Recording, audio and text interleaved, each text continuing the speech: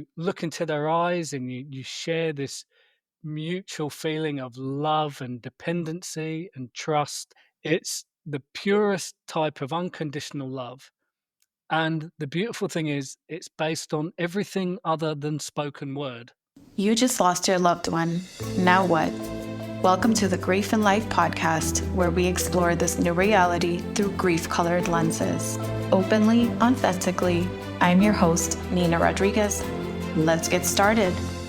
Until one has loved an animal, a part of one's soul remains unawakened. That famous quote touches at the heart of today's topic: pet loss and grieving our soul pets. I'm joined by Grant Hazell, a counselor, pet loss grief specialist, and pet grief survivor. After 25 years of service in the military and law enforcement roles, Grant turned toward a different kind of frontline, supporting people through the heartbreak of losing a beloved animal companion. Pet loss is often an example of disenfranchised grief, where the loss is not socially acknowledged or supported. We are aiming to change that with today's conversation. Thank you, Grant, for joining me today, and welcome to the Grief and Life podcast. Thank you very much, Nina. It's really nice to meet you. And thank you for that wonderful introduction and bio. It's great to be here. Likewise, it's an absolute honor. And I want to give you an acknowledgement that it is very late where you're at. We're literally across the world from each other. You're in Australia, I'm in the US.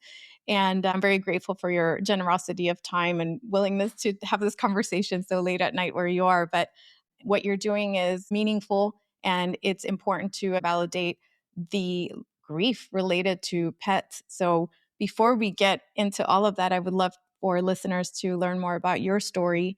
How did you get to this pivot in your life where you're now focusing on pet loss? And you can start wherever you'd like. Absolutely. I think, and as you know, the more that you involve yourself in grief and grief-based conversations and grief-based study, and you talk to other grief survivors, you become more aware of your own grief story. And I think you search back to not only pivotal moments that really shaped your outlook on grief, like the death of a loved one, but also events in earlier life. And in particular, any kind of attachment or abandonment issues, or maybe you've lost someone earlier on in your life, or you had some kind of traumatic experience in relation to grief. But I remember losing a pet very young, maybe around the age of 4 or 5. And because in my life I'd already suffered parental abandonment, I remember losing my pet, and she was a little, tiny little dog. Her name was Nan, because she looked like a grandmother. And Nan is I don't know if you use it in the States, but in the UK, Nan is your grandmother. And she had an old lady's face, so she was called Nan. And I remember losing her, and the grief and loss that I felt was just huge because it just triggered that abandonment all over again. And at that age, I didn't fully appreciate why I was feeling how I felt. I just lost someone that I love so much, this companion animal. And that stayed with me through my life. I then grew up in a house of addiction, so then I had an understanding of people, and always people fascinated me, why they chose to do certain things, how addiction led people down certain paths. Human behavior began to fascinate me, that there was a reason behind everything. Then turned to time in the military and in the police service, where I witnessed a fair amount of trauma. But at the heart of those things, I was always someone who would look out for and help somebody else. So in the military, helping people around me, then into the police force, helping members of the public, and just being there and assisting them with trauma and obviously many grief-related matters as well. We then moved into, my family and I began to rescue greyhounds. So rescue retired greyhounds that had been racing, and after they finish racing, they need somewhere to go. So we really started to fight for their cause and began to foster and adopt these beautiful animals. And in around 2020, we adopted 2 beautiful dogs, Stella and Hope. They're both greyhounds. And in 2021, we lost both of them within a month. Hope died from natural causes, and she was euthanized at home. It was a very peaceful death. And a month after that, Stella was attacked on a local dog beach, and she died as a result of her injury 72 hours later.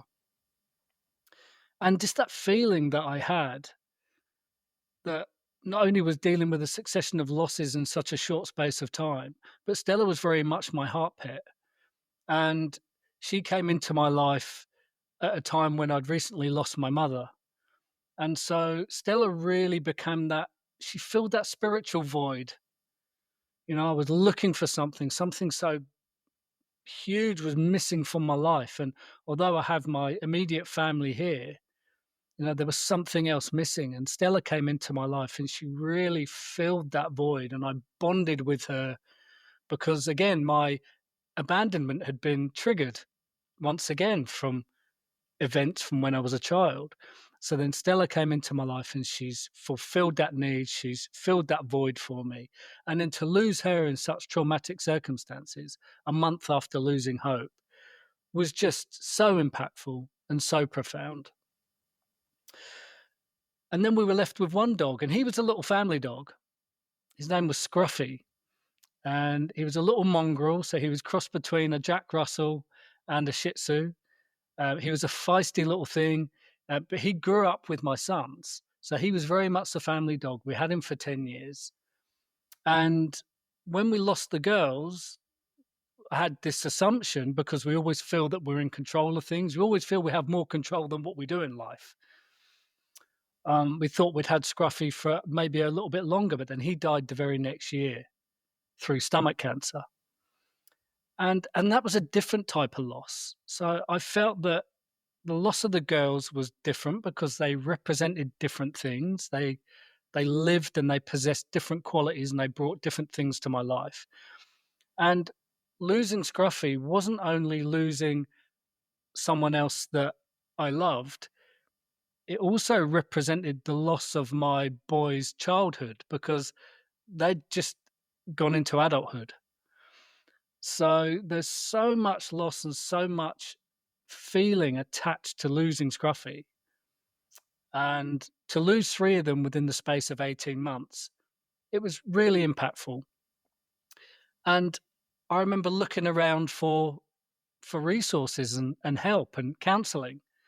And I saw some local counsellors, but I just never felt that anyone had a proper understanding or was getting exactly from where I was coming from. I saw a grief counsellor and some other specialists in that space, and they were helpful, but I just thought that there was something missing.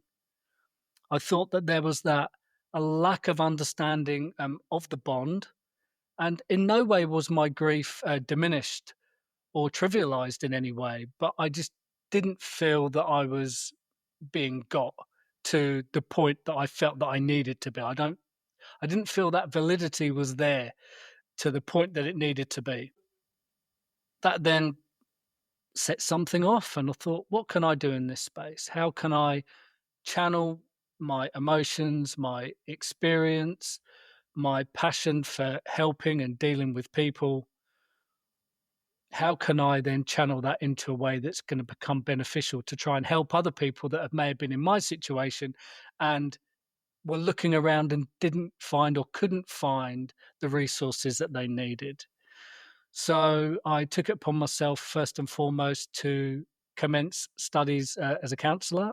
And so I completed my counselling diploma here in Australia. I then sought out a recognised qualification in the pet loss space, and I completed the training via the Association for Pet Loss and Bereavement to become a pet loss grief specialist.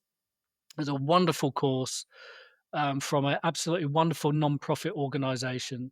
The content, the teachers, everything was wonderful from beginning to end.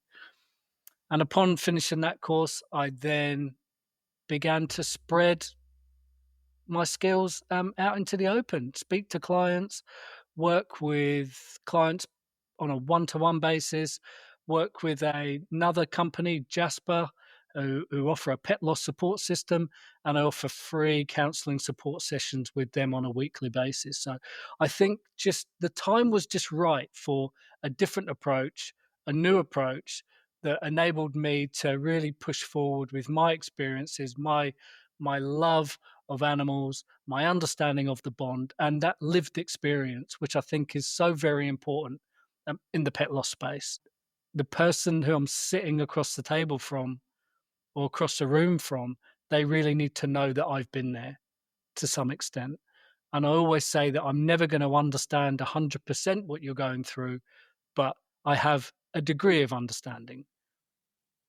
I have a Well, degree of understanding. And I think that just helps with that initial rapport, that initial bond, and really sets that platform to then move forward and begin talking about the human pet bond and the other science and study that is quite particular to pet loss. absolutely. Thank you for sharing that arc of change throughout your life and the common thread that runs through it of ultimately just really caring deeply about helping and about helping people navigate difficult moments in their lives.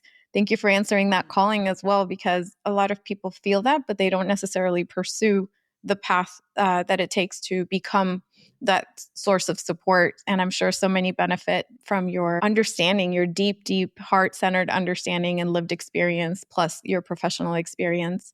With this conversation, we also honor Nan, Stella, Hope, and Scruffy and Yeah, their thank you. memory, which is so special. When you said Scruffy, it reminds me of my own, I should have named him Scruffy because that's what he looks like, my own rescue that I got after my brother's passing.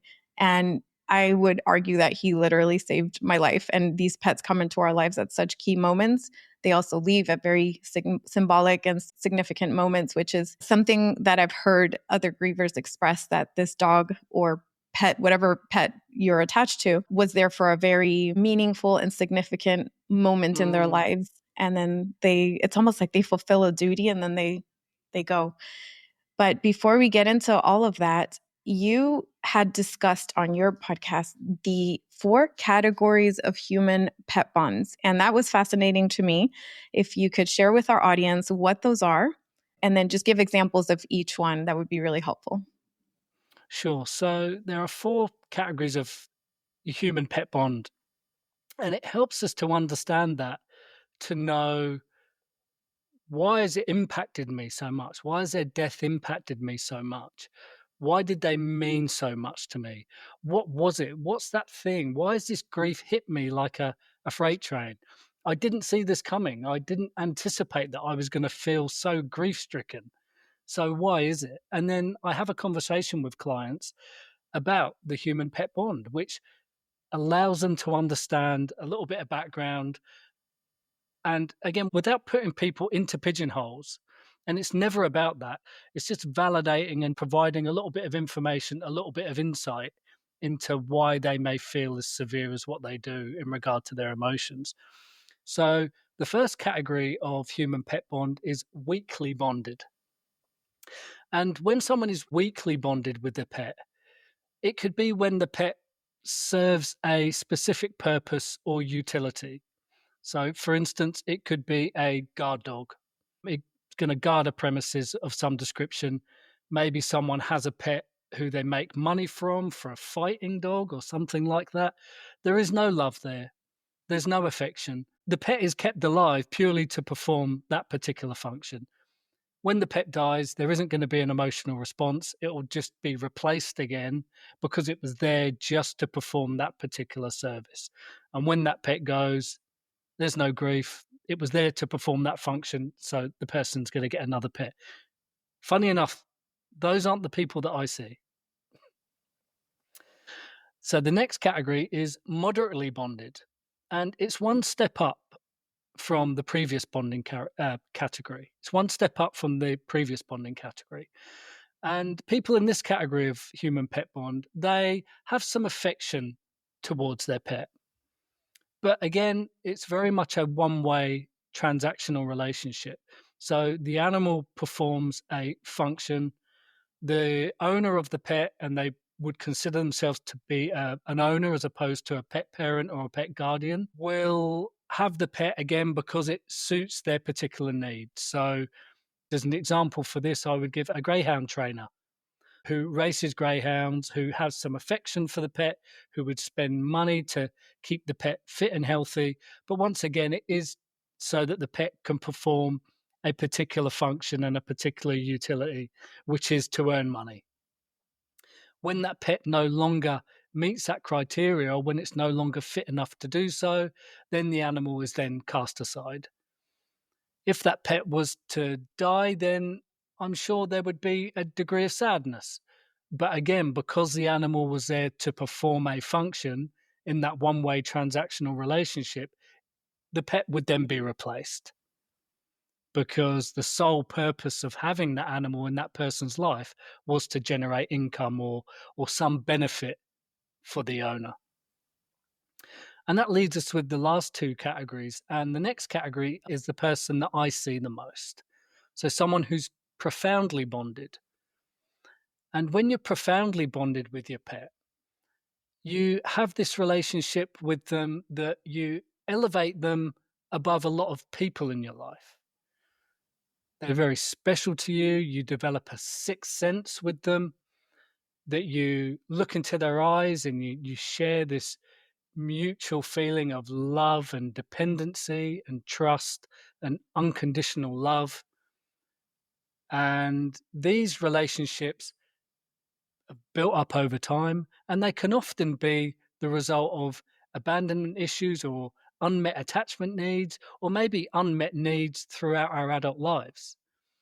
All of a sudden, we've found a living creature, we've found somebody that's never going to hurt us.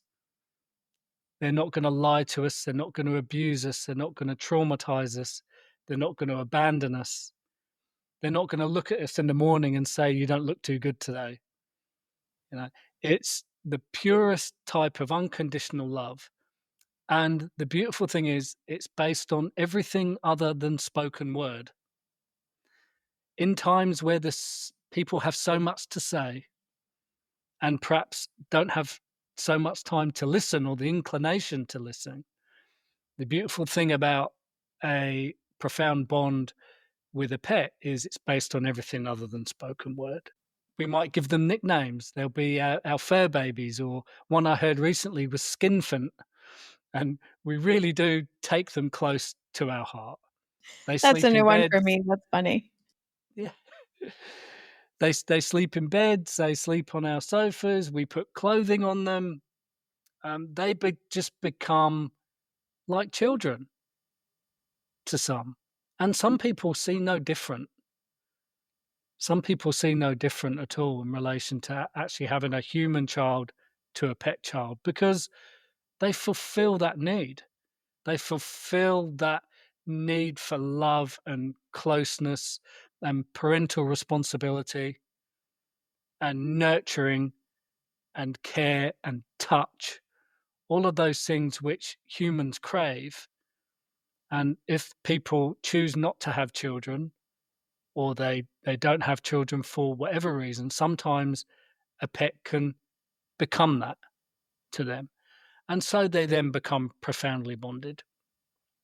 And then when you lose a profound bond, when that's severed, wow, so deeply impactful, because you've lost all of those things, that emotional muscle memory, the way that you're so used to feeling when you walk in the door after a day's work, or when you come home from a social event. You're used to seeing your pet, you're used to feeling a certain way, and then all of a sudden you don't have that, and it's very confronting. And people then just go into a complete tailspin and are confused as to their emotions. They're not sure where to turn. The places that they do turn don't fully validate their grief. As you quite rightly pointed out, Nina, it's pet grief is disenfranchised grief. So it's not fully accepted by society. It doesn't comply with those societal norms and expectations. Society likes to put a time frame on pet grief, or it likes to rush the pet griever. You know, so many people would want to try and fix you when you're grieving your pet as well. that we should be thankful that we had them for so long, that we could just get another pet as a substitute, that they're in a better place now. All of those things which we hear that also apply to human grief. They're also said within the pet loss space, but they're said with more of an expectation that okay, you've had your grieving time now. You've had your grieving time. And people who are uncomfortable with emotions, uncomfortable talking about grief, again, they might go into fixing mode, especially men of a certain generation. My clients tell me this all of the time because that's how they demonstrate love, right? They don't mean to. They don't mean to be harsh or brash or diminish or invalidate someone's pet grief. But sometimes people can't say that, I love you, or sit down and be open with emotion. So what can I do? If a roof's leaking and someone can fix a roof, that's an act of love. If the car's not working too good, if it's leaking oil, they'll fix the car, and that's an act of love. So then when you've got someone who appears to be broken emotionally, some people go into fixing mode again and try and offer these words of advice and try to fix. But as we know, grief isn't something that can be fixed. So the timeframes that are put on pet grief can be really harsh. The comments which seem to be helpful, which absolutely aren't, are very harsh as well. And they really put the pet griever into a tailspin and they don't know where to turn.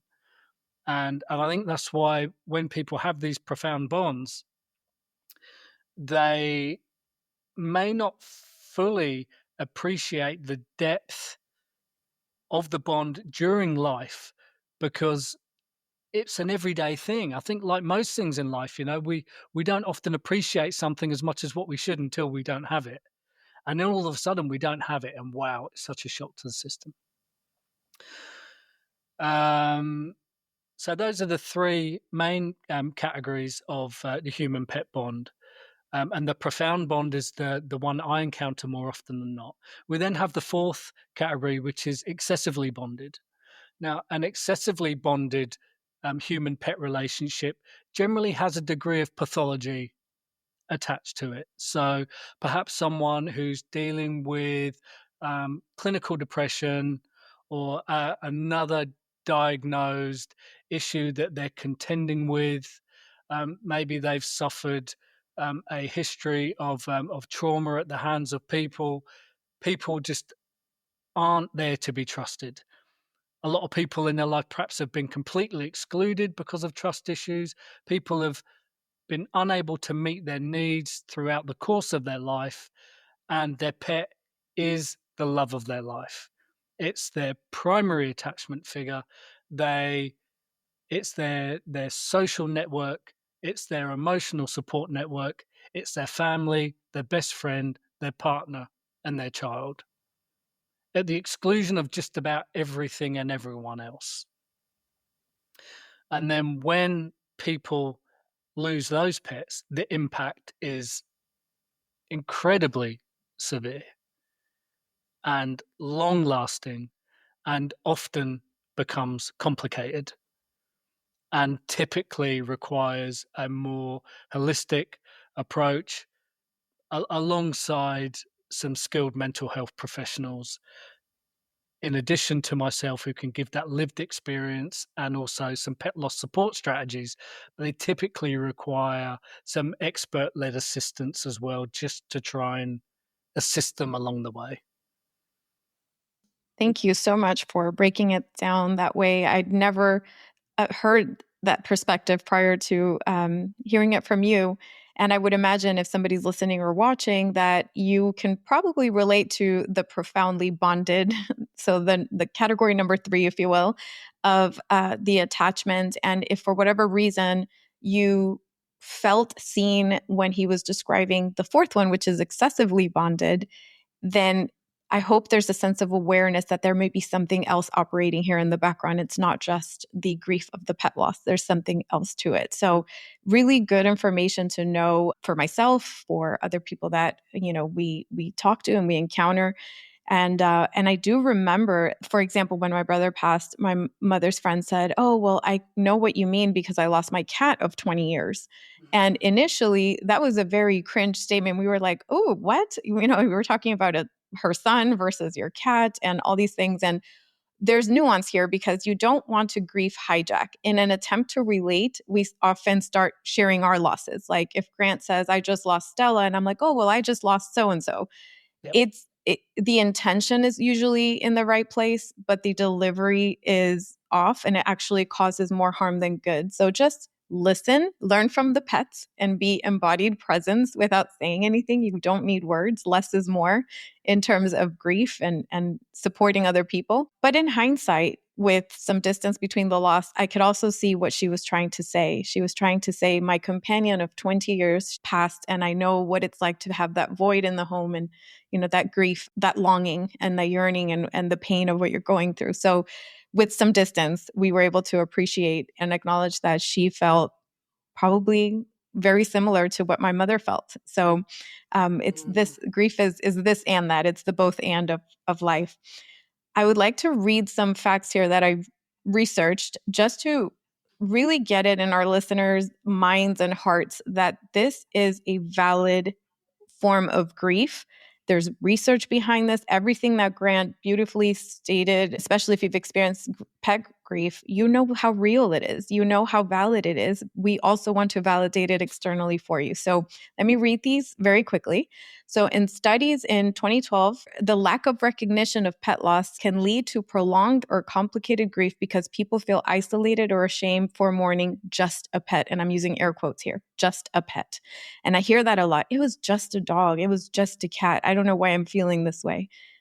It wasn't. It was so much more than that.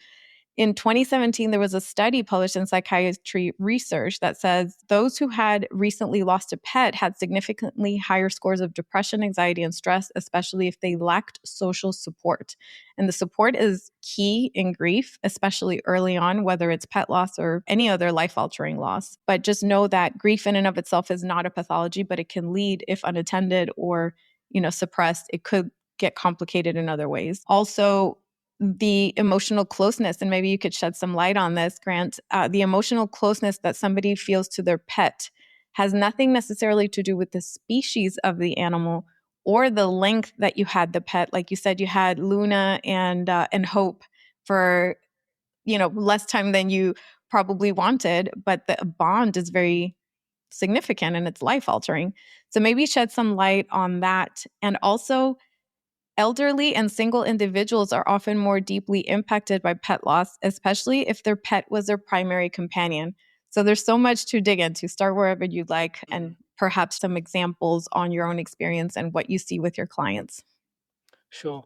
So I'll start with older people, and I think it's a matter of fact that when we get older, we start to lose.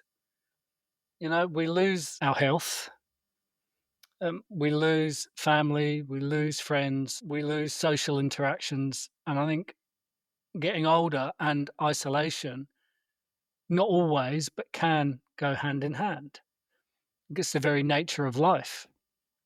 And older people, when they become pet guardians or pet parents, then that pet becomes it for them. It becomes this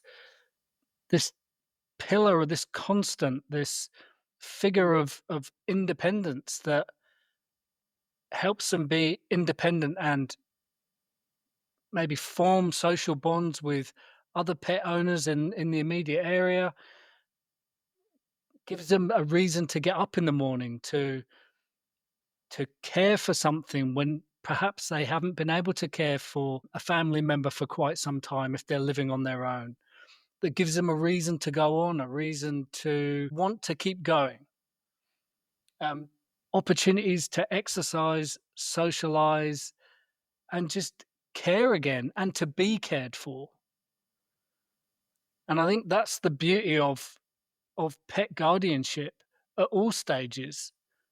And I imagine even more so when you're older is you might forget how to love, or you might forget how it feels to be loved because perhaps you haven't been able to love or to receive love in quite some time, especially if you've lost someone quite significant, your partner, and you're on your own. And a pet might be the only outlet for that love to remind us that we're capable of being loved. As we get older, with that isolation just might come with it. And our pet is that thing that sustains us emotionally from a loving perspective and every other positive perspective that a tight, bonded relationship can give you. And the reliance is huge. It's absolutely huge. And when older people lose that, when they lose that pet, when they lose that bond, when they lose that love, that degree of independence and any social life that the pet gave them, it's deeply impactful because they then start to question time even more. That am I going to be able to love again? Am I going to be able to adopt a pet again? How much time do I have?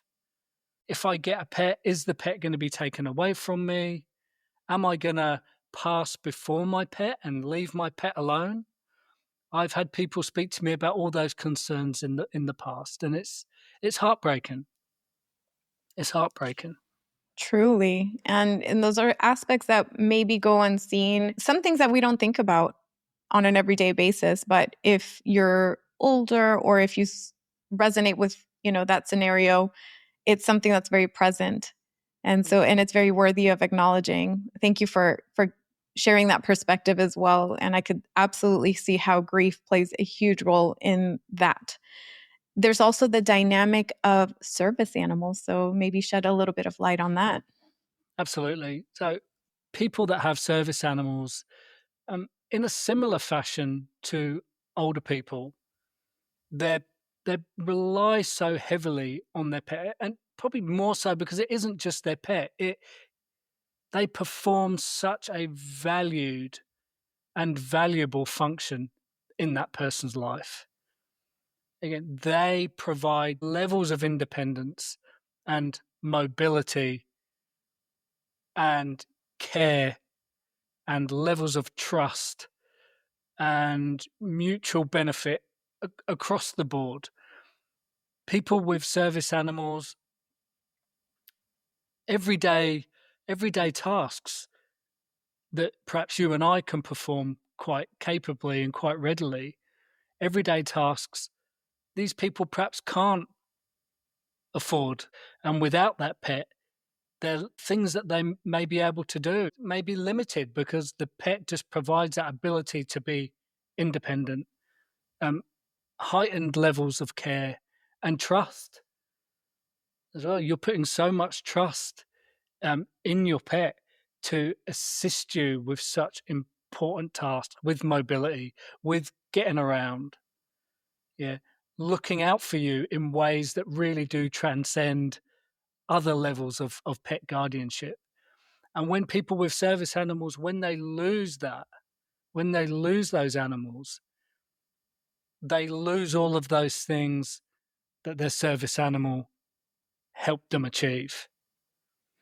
So not only all of the beautiful things that a profound bond with a pet gives you, but all of those other things as well, what a service animal provides in regards to that independent and mutual trust and respect. Beautifully stated. And that is another aspect that maybe is overlooked because in the similar way that you shared the first couple of categories, somebody might look at a service dog as just performing a function, but not necessarily think of that human to pet bond. Because I would imagine that although, yes, they are trained, each animal is trained on a certain function, the bond is different and is unique to each person and pet. And let's say this pet reacted in a way that is harmonious with this person's needs, losing that, losing the independence, losing the time spent, losing that language that you develop with your pet is devastating. I could absolutely see that. Another aspect you've touched on is that we don't just lose pets by death. So we are assuming that pet loss is the result of a death, but there's many ways that we can lose a pet. Maybe touch on that. Absolutely. So pet loss is really an umbrella term for many different things that occur that render us to be without our pet. So pet death is the most common. What we think of. We think of pet loss, we think of pet death. But it also includes, and my clients come and see me for various things in regard to pet loss, such as anticipatory grief.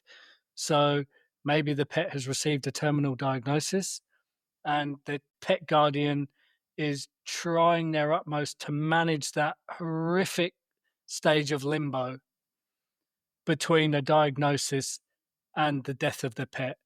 They're trapped in this awful state that they can't bear to think about the future and they can't fully enjoy the present. And there's a lot of guilt that can occur within anticipatory grief because the pet guardian is working so hard in caring for the pet, constantly thinking about the pet, spending money on medications and vet care. And part of them may want the relief of not having to perform that function anymore. The caregiver burnout is real. And other things in the person's life may be suffering whilst they're dealing with anticipatory grief and caregiver burnout and all of the financial aspects that go along with it and the things that need to be sacrificed while providing that heightened level of care. So anticipatory grief, again, isn't touched upon enough. When I mention anticipatory grief to people, they say to me, "Oh, that's what it's called. That's what I've been feeling." Another example of how pet grief isn't spoken about enough, that people don't even think what they're feeling is a thing. But the more we talk about it, the more that it becomes normal. And yet you are grieving now. It's okay. This is valid. This is a valid and normal and natural grieving process, anticipating the death of your pet, fully understood and recognized. We then have, of course, the physical losing of a pet. So if a pet runs away, someone leaves a door open, or the animal escapes from a dog lead or something like that. And that's so awful because it's the wondering, and our mind starts to excessively ruminate, thinking about all the whys and wherefores and all these possibilities about where our pet may be. Has my pet been taken? Is my pet in the hands of someone who's going to treat it poorly? And not having any degree of closure or finality in regard to an answer is very confronting. There are then cases of pet loss where people are separated from their pets. So perhaps if there's been a relationship breakdown and, for instance, partners have had to split and the pet stays with partner one and partner two perhaps was profoundly bonded with the pet, but is no longer with them every day, can't see them as much as what they used to, doesn't have that emotional connection anymore. And that can be very difficult, especially if relationships start to then go really sour because the pet can be used as a bargaining chip. And it can be very difficult for people to deal with and try and negotiate. And people have a real hard time with that. Surrendering pets as well. Now, this is something that's, if we say that pet grief is disenfranchised and stigmatized, then the surrendering of the pets, again, has even more of a stigma attached to it. When people are, for whatever reason, they've had to give up their pet, they've had to take their pet back to the shelter, or for whatever reason, they just can't handle the pet anymore. These people are almost publicly shamed They're for doing ostracized. that. Yes, I've seen Yeah. the comments when there's a post like, this dog was returned to the shelter. oh, that person should be fill in the blank. There's these awful words thrown at them Mm. because the assumption is that they were irresponsible or that they were heartless about this decision. Yeah, that's right. And again, people are so quick to judge and they don't know the backstory. We don't know the financial situation of the person. We don't know what issues the person is dealing with in their life. And although it could be considered by many that the pet stays in a home and a family environment, we don't know what that environment was like. And perhaps that person is doing the best that they can. Maybe they feel they can't give this animal the life that it needs, the care that it needs. So it may well be in the best interest of the pet that it does go for temporary accommodation with a view to having a permanent home elsewhere. But people that do surrender, as we said, completely ostracize and oftentimes very unfairly criticize as well when we just don't know the full backstory. We really So these don't. are just some examples of all the ways that we could lose a pet, and the comfort they bring us is more related to their full embodied presence, non-judgmental nature. It's a form of unconditional love that Mm, we only get to experience through the love of a pet, through caretaking of a pet. And you also mentioned the anticipatory grief, so very valid, of caring for a pet that you know is about to pass or has special needs or is struggling. And I've also heard that there's grief after they pass and actually missing that caretaking, that ability to caretake for the pet. So there's so many gray areas where we experience the grief and the loss, and they're all very valid. Can you mm. touch on, did I put them down too soon? Is this how they would have wanted to go? Did I do it the right way? Did I do them justice? What would you say to that person? Well, guilt is huge in pet grief, and euthanasia remorse is significant and a very natural feeling that we're going to have when we've had to make that decision to euthanize our pets because we we fall into this, not a trap, but we fall into this way of thinking that we have so much control, that we know so much, that we have information at our fingertips pretty constantly. We don't really have to wait for things. We assume that we have so much knowledge and we know everything, when in fact that we don't, and our control is actually quite limited. And in relation to our pets, we have to lean on professional advice. And we lean on professional advice and we try to examine the facts. But even in the face of facts, it's very difficult to make that decision that you're going to choose to end the life of your companion animal. You're going to give that go ahead. Some people get really uncomfortable, religious people, about playing God and having to make that decision that they don't have the right, they don't have the entitlement. And it's extremely difficult. Did I act too soon? Was I too hasty? Maybe I waited too long. I hear both of those things. I felt I should have acted sooner. I prolonged things. I wish I'd have done this. I wish I would have done that. We're just constantly looking for answers because we just don't know. There's always a big element of pet death that will remain unknown. And we want to know all the facts. Again, used to having information, used to having all the facts, and we just don't have it. So we have to make a decision based on professional advice on what we feel, which is built up over time through establishing that profound bond. But my advice to people is better a moment too soon than a moment too late.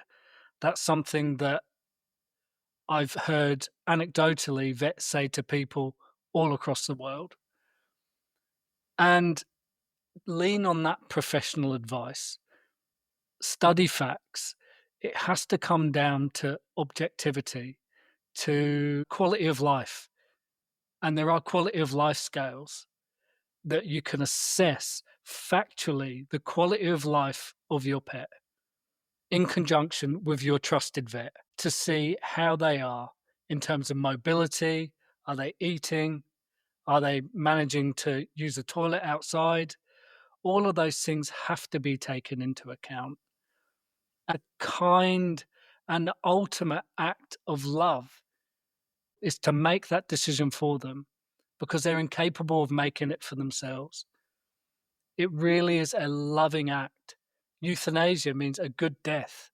Is to give them a good death, a merciful death. And even for religious folk, it's mercy in the eyes of God, is to not prolong suffering, is to not let something you love so much continue to suffer.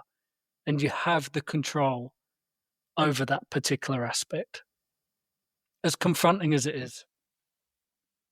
As confronting as it is, yes. And that's a tough decision. And have heard so many people say, even though I never wanted to put Fluffy down, I regret or I doubt it or I feel guilt and all the feelings that are absolutely valid and normal that surround this loss. In the long run, it's like you say, there's that mercy, and then you get to experience that mercy. You mentioned, I think it was with Scruffy, that you had them put him down in your home, I believe it was. Could you talk about that experience and what services there are for people who unfortunately have to make that decision at some point, and how to make it as gentle and loving and comforting for the pet as possible? Absolutely. So there are home euthanasia services, depending on where you live, of course, and your accessibility to these services. So both with Hope and with Scruffy, Stella, unfortunately, she died at the vets. That was unavoidable due to the nature of her injuries. But with Hope and Scruffy, we arranged through a local company for a vet to come to the house, and with people and loved ones and other pets present, just to humanely just euthanize them within the home environment.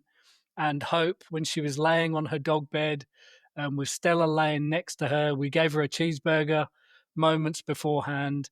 And it was, although it's always going to be sad, it's always going to be sad. But when I now think back, it was a good death. She was given a painless death. There was no suffering. It was calm. It can be very confronting, of course. Euthanasia isn't something that always goes to a particular plan, but it's in the home. Hope wasn't stressed. She was relaxed with her people in an environment that she was familiar with. Now, Scruffy was, I remember it so well, he was in the backyard. He was sniffing around the trees that he'd sniffed for years and years. He was with both of the boys. He was walking around. We were hugging him. And when the vet ended up having to do what the vet needed to do, he was in my arms and everyone had their hand on him. And he took his last breath whilst we were holding him closely. And we then laid him to rest on a cushion with a blanket over him under a lime tree that he always used to lay under when it was hot. And now we managed to get like a plaque underneath that tree to memorialize him. So he's forever memorialized underneath that tree. And again, it was just, he hated the vet. Scruffy, every time he went to the vet, he would shake and just cause an issue. And if the vet tried to touch him, he'd bite them. And it was so traumatic. And he had so many vet visits at the end of his life. And we thought at this time, no, he's going to be in the backyard. And he was just walking around sniffing things, wagging his tail, but it was time for him to go. And again, and as my younger son said, even he recognized, he said it was a good death. And I Yes. think that's all we can ask for. We owe them that. We have to try and think beyond ourselves if we can. I know that's a very simplistic thing to say, but we have to try and do that if we can. If we can. And that's why we need to try and lean on that professional advice to get that objectivity. Because if it's going to be purely up to us, if it's purely based on our subjectivity, we're never going to make that call. Because we know what it Absolutely. means. It's irreversible. Right. It's But it sounds irreversible. like they leave in the arms of love, and what a gift in that sense. And if you're watching and listening and are facing that decision, our hearts go out to you, and we feel so much compassion for that. And I hope that Grant's words gave you some kind of guidance, and hope, and comfort in whatever difficult decision you're facing right now, because it is not easy. And also, it could be a beautiful death and a beautiful way to send them off in the most loving way. So, what a gift. We are almost at the end here. I could talk to you forever about this topic. You have so much wisdom. There's so much that we could definitely get into. But I would like to touch on the concept of continued bonds with our pets. Is that a thing? How can people practice continued bonds? Yeah, absolutely. And for me, continued bonds is very important, and it goes alongside that we don't close anything. There is no closure, and we don't move on from anything. Love is an energy that continues. The bond that we have in life, we embody. That love that we share, we can still move that forward. The love that we can carry forward can appear in our future relationships, in our future endeavors, in many future events. We can carry that love forward. And what we can do in a way to honor that ongoing bond is grief rituals. And grief rituals are very important when it comes to our pets, just as they are with all grief. And what grief rituals do is twofold in relation to pets. And grief rituals can be anything, such as setting a time each day aside, perhaps where you have a two-way conversation with your pet, or maybe you light a candle, or you listen to a song, or you might hold an item of clothing, or where you're just setting some dedicated time just to be with your feelings, accepting and acknowledging and making room for everything, and you're not going to be disturbed. And you're there with this dedicated grief ritual, and they serve two things. Firstly, they remind us of the fact, although sad, that our pet is dead, and we need to accept that to be able to move forward.